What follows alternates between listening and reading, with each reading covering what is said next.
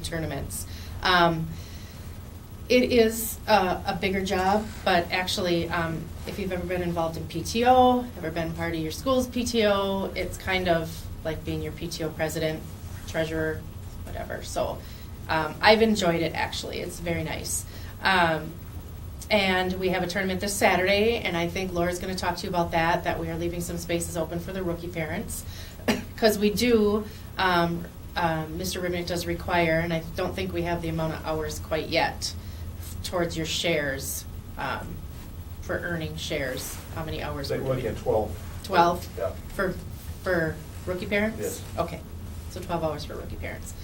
So there's several tournaments yet throughout the year where we sell concessions and then where we also sell equipment that you're able to do that. And one of the other things I do too is take care of ordering the pizza. We get our pizza from Fat Lorenzo's for our tournaments. It's well known around here.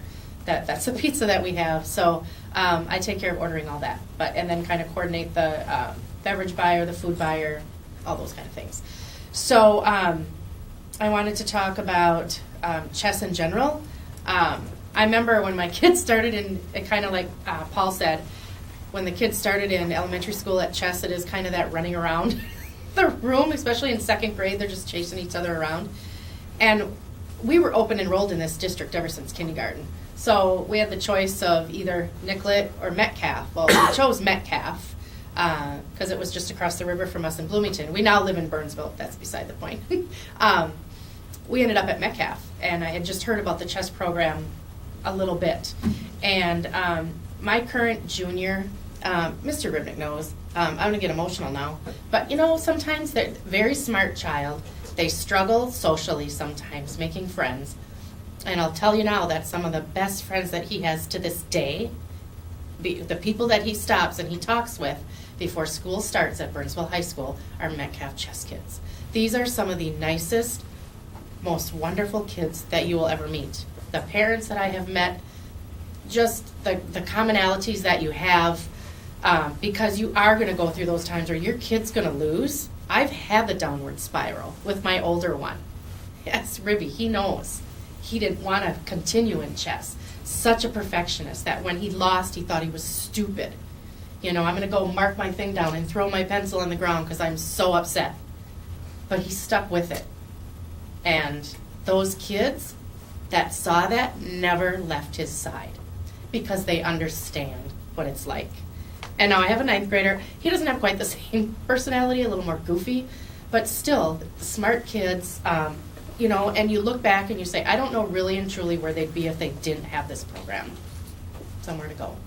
The older one plays baseball in the summer. The younger one's in a military program, Civil Air Patrol, which is awesome, by the way. That's his niche. That's what he's found. One is sports, one is that, and then they both have chess. So, and Tyler was on the national championship team in 7th grade in Nashville. That was so much fun. Zach was always in, I think the top, 8 boards since he was here. They went to nationals when he was a 7th grader. They took 4th place, and he played in the high school nationals when he was in 8th grade and took 21st place in the nation in his section. So it's just a really, really awesome thing. So I hope that your kids stay all 3 years, that you help and that you participate, because you do earn some money towards going to nationals and things like that if your kids qualify. So it is a fantastic program. So that's that.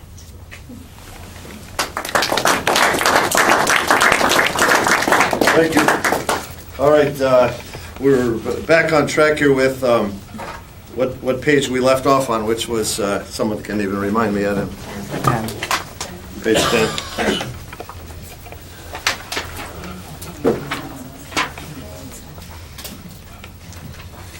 Okay. Well, let's turn to page 10. My parents seem. Oh, there it is.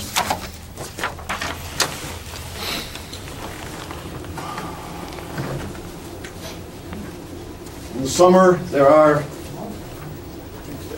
there are some activities that are optional. We like to. I don't push the kids hard in the summer, but there's some great chess camps I'll be telling the kids about. We have one get together in summer called a softball party reunion, where we also invite former players. And And then we usually have one out-of-town event that we have players come to. Last year we went to Duluth for a tournament. Thanks, Ernie. Thank you. Parties, you've heard about some of our parties already. We have, I'm a strong believer in those. There's the next one coming on the end of January. Fundraisers besides the concessions, where, for example, this Saturday at the tournament, we will have parents, including hopefully some of you. We have our schedule here today. After the tournament, you can start signing up for shifts and to work the concessions to help sell the hot dogs at the tournaments to help raise money for your kids, their account. Okay, and so we also have bagging at. She mentioned we have an independent fundraising committee led by Mrs. Keel, and she needs some people to help her. To do things like if you have ideas of like, hey, fundraisers that have worked well in other activities, you know, we do a silent auction. This year we will be selling flavored popcorn and jelly beans, things like that. Now, when we do have those fundraisers, they're always optional. I'm a big believer in that. That if you don't want any part of it, you do not have to take part of it. I also believe that like 98% of everything they take in, the profit goes to their account and their account only. So look for things like that to help with expenses toward getting your kids hopefully to Louisville, Kentucky this year, or to maybe next year's Nationals in Indianapolis. But then in May we have a year-end awards banquet and letter program that will be in May. And to earn a letter for chess, all your student has to do is play all year and go to the state tournament, and they earn a letter. It's the only activity at Metcalf Metcalf activity you can earn a letter in, a B for Burnsville. It's a smaller B than the high school letter, but now we're moving on to page 11.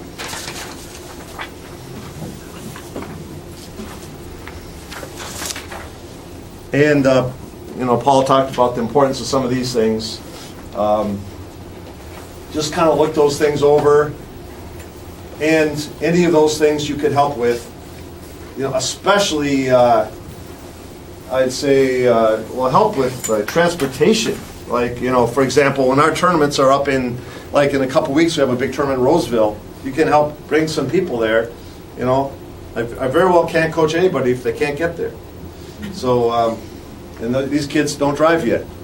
So look at some of those things, how you can help the team. How can you help your chess player? Let's see if there's, just kind of skim those. I'll try to highlight something here.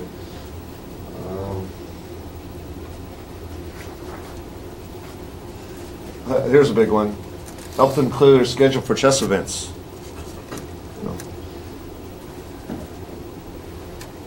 Do not schedule appointments on chess club days, things like that. Okay, now let's move right ahead here because it's getting to be a late night. Here's a very important one, because this year I'm expanding because I'm kind of getting since I've done this since 1971, toward the end of career-wise, toward the very end of that time. And so I've decided to, I want to let more people have the opportunity. I've always done 25 this year. I'm going to offer openings for 30 players to go to the national tournament. Okay, now you see I have 97 kids, right? And there's no question I have some partial insanity in me, but I'm not insane enough to take 97 kids to Louisville, Kentucky. I'm not, okay? And so besides that, it's very possible that some of those kids, especially toward the end of the list here, are not ready this year to contribute. They probably will end up not having the most positive experience ever. So I want kids that are ready and to help us and to have a good experience. So somehow I have to bring it down to 97 to 30. And here's how I do it. And some of you, this will be important this year. Some of you, it might be important in next year or something, for example. And this is our only meeting. So you don't have to come back next year to any meetings. So how are they selected? How do I bring it down to 30? Well, first of all, is the student interested? So probably later, probably in February, I'll hand out a survey to all 97 players. Are you interested in going to Louisville, Kentucky for the Nationals? Yes or no? Sign this and get it back to me by next week. Okay? So right away, I'll probably already be maybe at 60 or something, because some of them just they're not interested in that. That's just fine. So I'll send all 60 of you that I got a form from your student, an email or saying, hey, your child showed an interest in Louisville, Kentucky. Are you interested in having them go to this tournament called the National Championship? Right now, I'll ask you to say yes or no without any regard to the cost, assuming it's free, which it's unlikely to be free, but assuming it's free, would you even care to even broach the subject? Would you, yes or no? And so right away, I already might have, just maybe 50 parents, for example. I'm just making up these numbers. Yeah, I'm interested. I'd be interested. So, 3. Well, I'm not going to take the student if they're not a dedicated member of the club. So, right away. So, anyway, who knows? Maybe it's 48 now. 4, well, I don't want to take people across the country if I'm going to have to manage their behavior more than their chess. So, however, I will say that in a number of years since I've been here at Metcalf, since '83, there's only been 2 students out of all those years that didn't go for that reason. So let's assume we're still at 48. 5, the student has to go, the SCA is the School Chess Association. If the students aren't going to tournaments here in Minnesota, I'm very well not going to take them to Kentucky for a tournament. So they have to go to at least one SCA, School Chess Association event. And forget about that line right there. 6, here, and by the way, at this point, maybe we're down to 40, 47 or something. Okay, number 6. There are 2 tournaments, weekend tournaments, put on by the Minnesota State Chess Association. And they are, I'll give you the date shortly. They're full weekend tournaments, and they're very much like the Nationals. They're all weekend, they're the same time control as the Nationals, they're adult competition, and they're just outstanding training opportunities. But they take the whole weekend, morning till late at night. One of them even starts Friday. Okay? Well, and you'll know the date shortly. That right away usually brings it down to 32. Right away that brings it down. Number 7. Did the student attend at least 4 tournaments during the year? They have to go to at least 4, not including the Metcalf Open School Championship. Did they go to at least 1 open chess meeting, which is almost every week of the year? I have something called progress charts, which checks off their skills that we learn in club. Almost all of your kids have turned in their first progress chart, and they're working on their second one. We do this through our lessons at club. So they have to have both those done. Is the student taking lessons from a master? Well, for veterans, so none of your kids are veterans, this is a requirement. For rookies, that's strongly recommended if they're in the top 50. However, rookies must attend at least 2 free, you get to go to 2 free lessons from SEMA to see what they're like. They have to go to those 2. And the first one being 17th of January. Okay, Crook and state is a requirement. The state's last weekend of March. Okay, last weekend of March.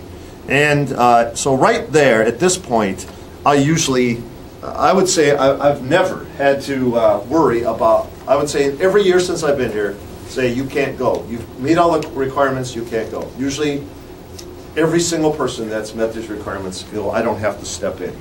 Can the student afford the trip? Well, we're going to have all sorts of fundraisers to help you order. We have some scholarship money available as well. But if there's still more than 30 who met these first 12, I'll step in and decide based on what board they are. Okay? But I've never had to do that. People usually always have eliminated themselves. It's not me saying you can't go. It's them missing the state or missing one of these 2 or not going to their 4 tournaments.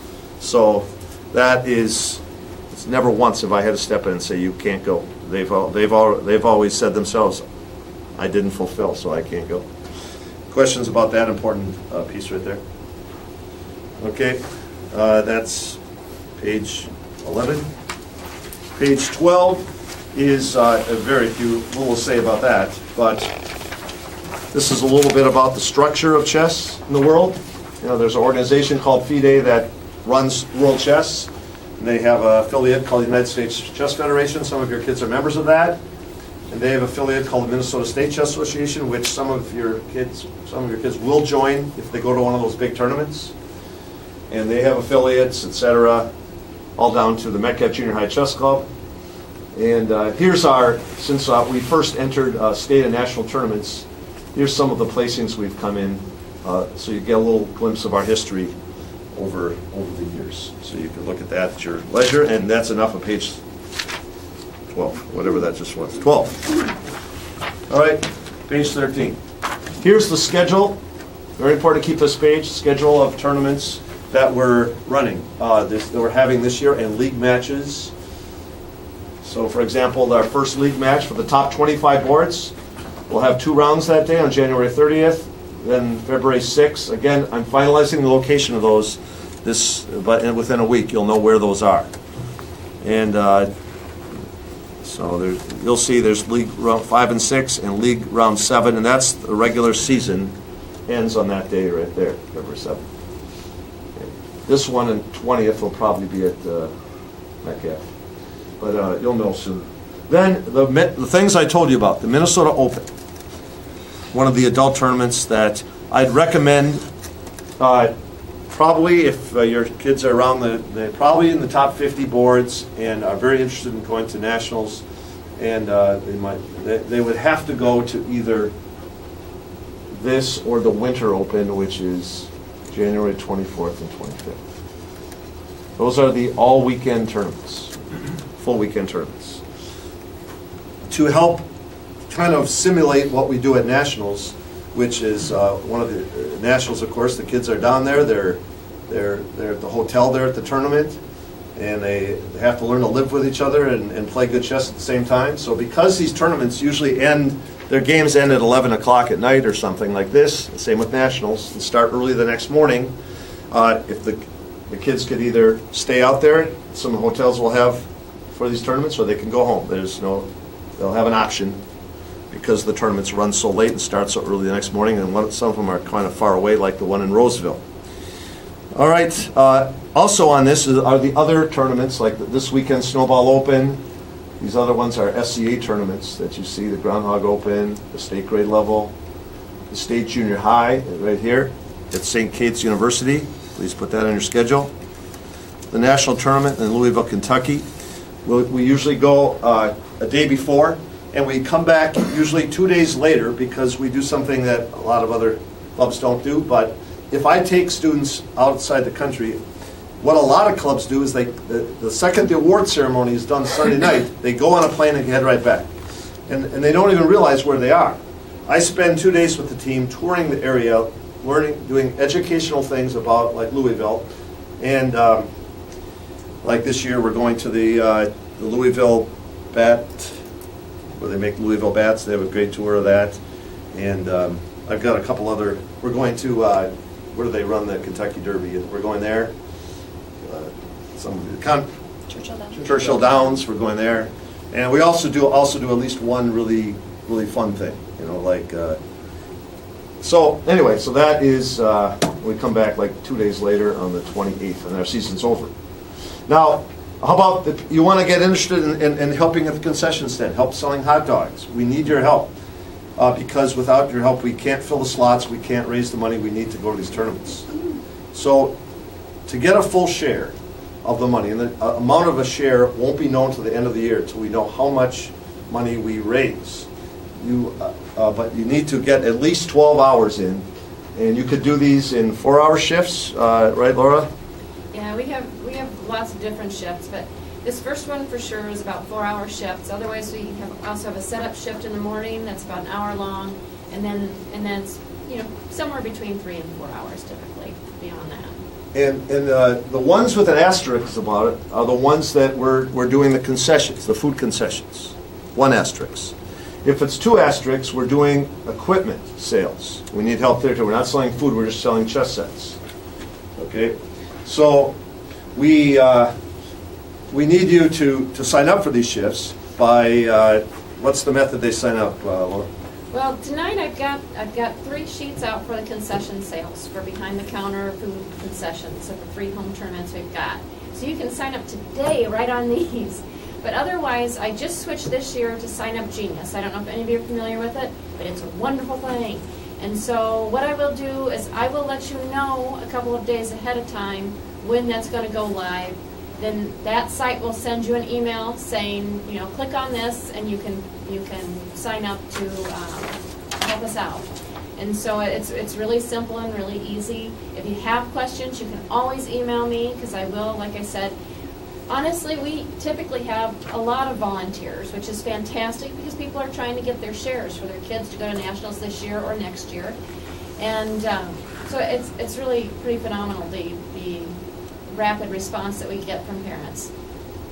So I like to let them know beforehand so that you can be ready, because then you can jump on it right away if you want to get in and do some volunteering. And we purposely held some openings, right, for this Saturday? Yep. Even though it's 2 days from now, just Yep. because some of you might want to get some of your hours, again, the 12 hours minimum to get a full share.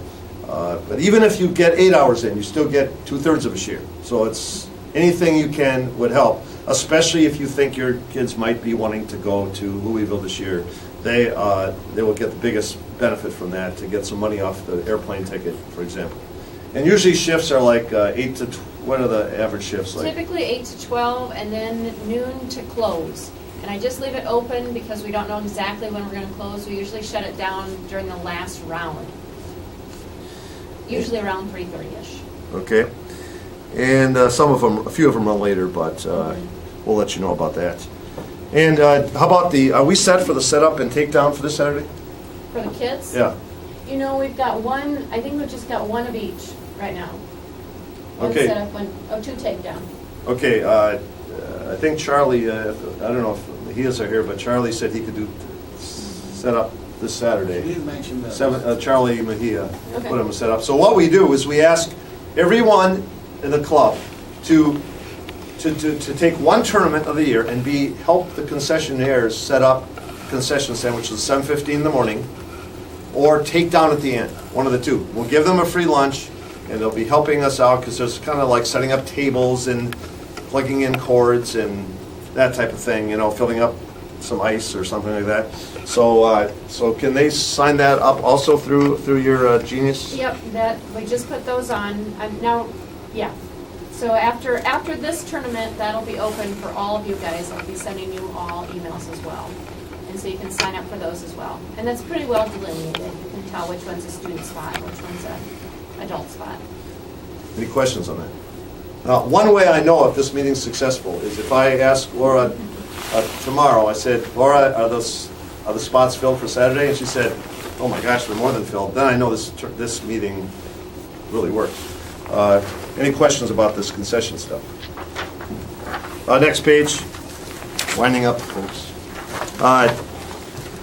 We have a P-team board, okay?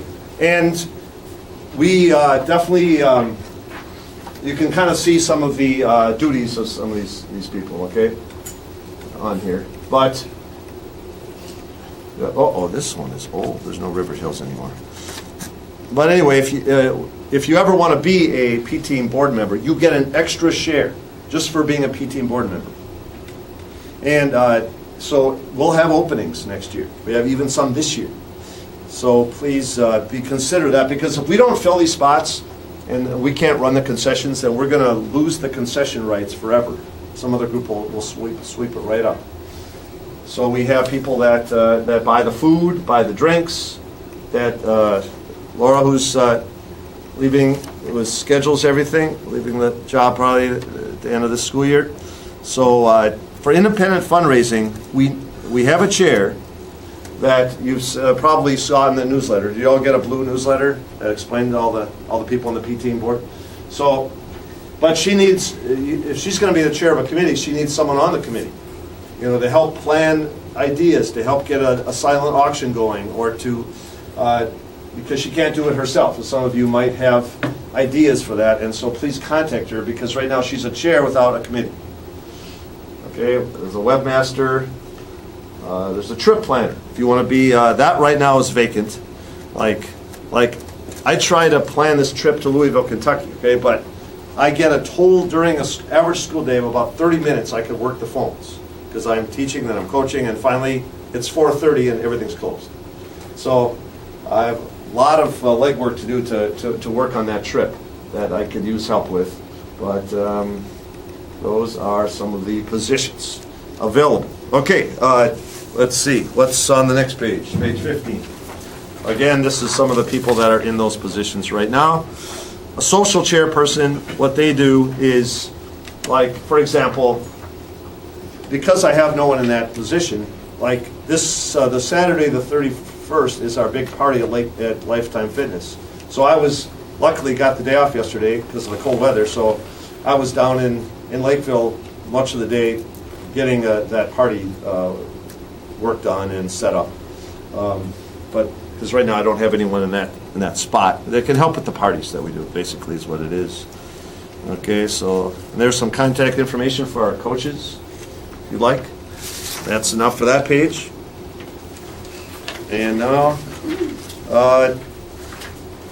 page 16 is, let's say you're going to bring your kids to their first tournament ever. Just some thoughts you might want to read on before you do that. That was put together by a parent of a chess player a few years ago, and it's well done. You might want to read that. Page 17, we have outside the front of Metcalf the biggest chessboard in Minnesota, and there are bricks around it that you can purchase where your child's name or whatever one right on a brick is put permanently around the outside of the chessboard. And a lot of our players' families buy their child a brick after they leave our program to kind of wrap up their 3 years here.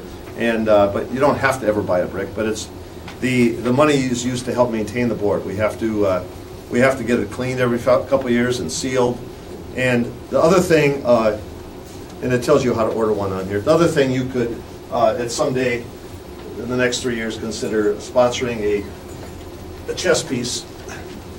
The chess set that we have outside has this is a $5,000 chess set, teak wood, that's still not paid off yet. And so if you sponsor a chess piece, that means we put a plaque on this permanent plaque.